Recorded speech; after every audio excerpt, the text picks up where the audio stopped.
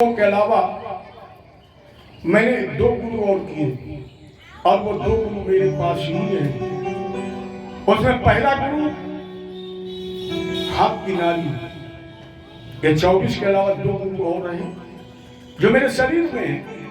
और उसमें पहला गुरु नाली ये संकेत देती है कि जब वक्त पड़ने पर हम तुम्हारी नहीं होगी तो क्या ये सब तुम्हारे होंगे। जब हाथ की नारी साथ नहीं देगी तो क्या घर की नारी तुम्हारी साथ देगी?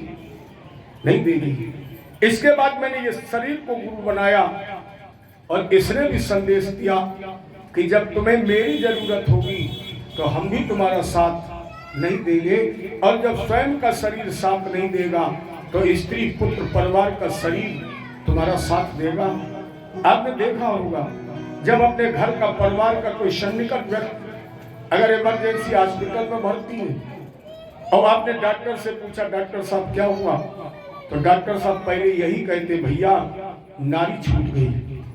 और जब नारी छूट गई तो घर की नारी अटैची लेके चलेगी।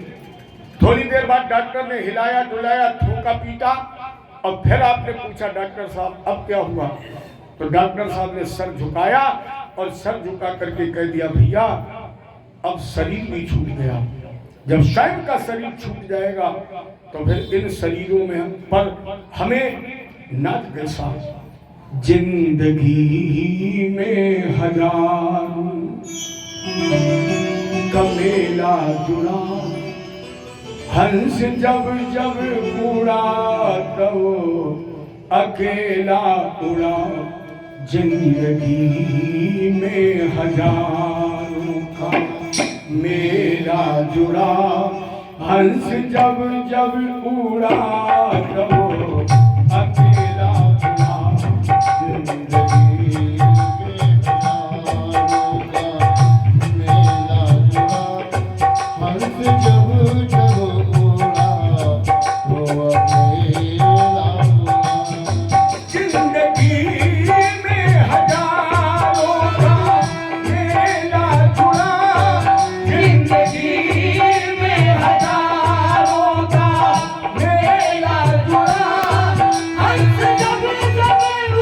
का मेला जुड़ा,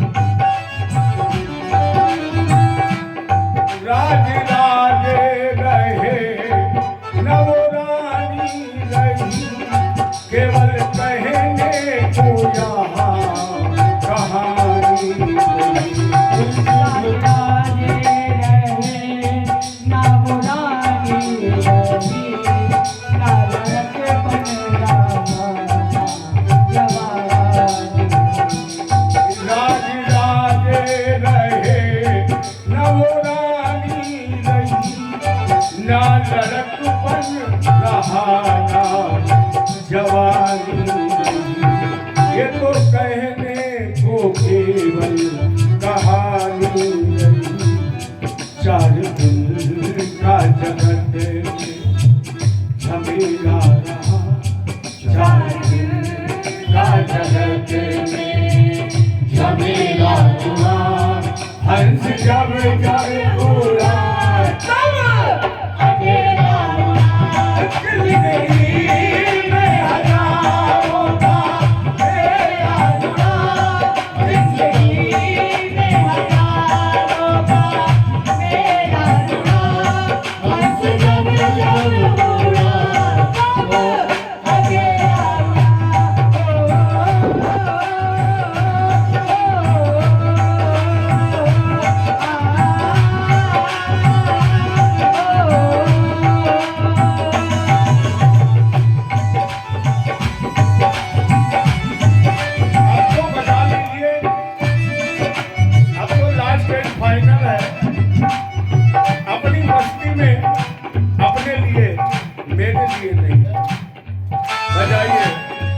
देखिए ठाकुर जी, इस 7 दिन की कथा में मुझे ज्ञान हो गया है। क्या?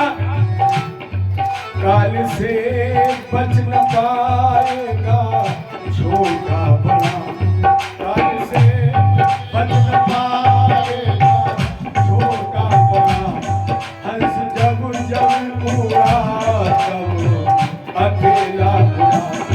काल से बच न पाएगा छोटा बड़ा, काल से बच न पाएगा छोटा बड़ा, हंस जब जब उड़ा तब अकेला बुरा। जिंदगी में हजारों का मेरा जुड़ा, जिंदगी में हजारों का मेरा जुड़ा, हंस जब जब उड़ा तब अकेला उड़ा।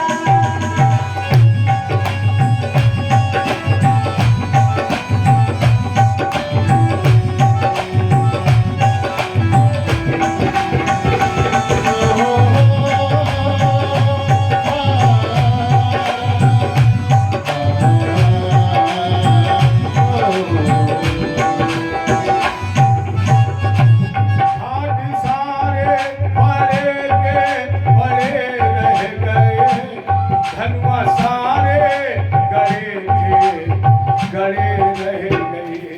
आज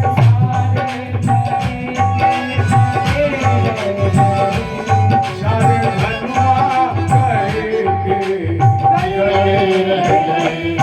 अपने लंपति के नाम खेला जुड़ा, अंत में लखपति के नाम मेरा जुड़ा, हंस जब जब उड़ा तब अकेला बुरा। जिंदगी में हजारों का मेरा जुड़ा, जिंदगी में हजारों का मेरा जुड़ा, हंस जब जब उड़ा बेबसों को सताने से क्या फायदा, झूठ अपयस कमाने से क्या फायदा। क्या मिलेगा? झूठ अपयस कमाने से क्या फायदा, नीम के साथ जैसे करेला जुड़ा, नीम के साथ जैसे करेला जुड़ा, हंस जब जब उड़ा तो अकेला उड़ा। जिंदगी में हजारों का मेला जुड़ा, हंस जब जब उड़ा तब अकेला। ये मैंने शिक्षा प्राप्त की। इसके बाद सुखदेव जी ने राजा परीक्षित के सामने कलयुग का वर्णन किया है, और कलयुग की व्यवस्था आप देख ही रहे हैं। चारों तरफ अधर्म का बोलबाला होगा, राजा लोभी लंपट चोर हो जाएगा, और जब राजा चोर लंपट और भ्रष्टाचार में लिप्त होगा तो जनता भी उसी प्रकार हो जाएगी, छीना झपटी की स्थिति आ जाएगी। ब्राह्मण की पहचान केवल यज्ञोपवीत से रह जाएगी, पवित्रता समाप्त हो जाएगी। और इतना ही नहीं, इस संसार में सबसे पवित्र संबंध पिता और पुत्री का है, लेकिन कलयुग जब पूर्णता हावी हो जाएगा तो कहीं ना कहीं बेटी और पिता के रिश्तों में भी दरार आ जाएगी, कहीं ना कहीं अपवित्रता प्रवेश कर जाएगी। चारों तरफ चोरों का बोलबाला होगा, धन ही केवल व्यक्ति की पहचान बनेगा। जितना ज्यादा पैसा होगा उतना ही वो ज्यादा कुलीन माना जाएगा। जितना अच्छा श्रृंगार कर लेगा, जितने लंबे बाल रखा लेगा, और जितना बाचाल होगा वो उतना ही बड़ा विद्वान पंडित माना जाएगा। जिसके पीछे सबसे ज्यादा भीड़ होगी वो उतना ही बड़ा महात्मा माना जाएगा। जितनी ज्यादा भीड़ इकट्ठी कर लेंगे, जितना समाज जोड़ लेगा, वो उतना ही बड़ा पंडित और उतना ही बड़ा संत मान लिया जाएगा। ग्रहियों की जैसी स्थिति जब आ जाएगी उस समय जनता विष्णु शशुनामणा कलकर जगतपति महान, जब कलयुग चरमोत्कर्ष पर पहुंच जाएगा उस समय संभलपुर में मुरादाबाद के पास एक विष्णुयश नाम का ब्राह्मण, जिस विष्णुयश ब्राह्मण की कन्या होगी, जिस कन्या की दाहिनी हथेली में छाला पड़ेगा, उस छाले से भगवान का अवतार होगा और इनका नाम पड़ेगा कल्कि। कल्कि भगवान के रूप में कलयुग में इनका अवतार होगा, जिनके बाद देवदत्त नाम का घोड़ा होगा और हाथ में तलवार होगी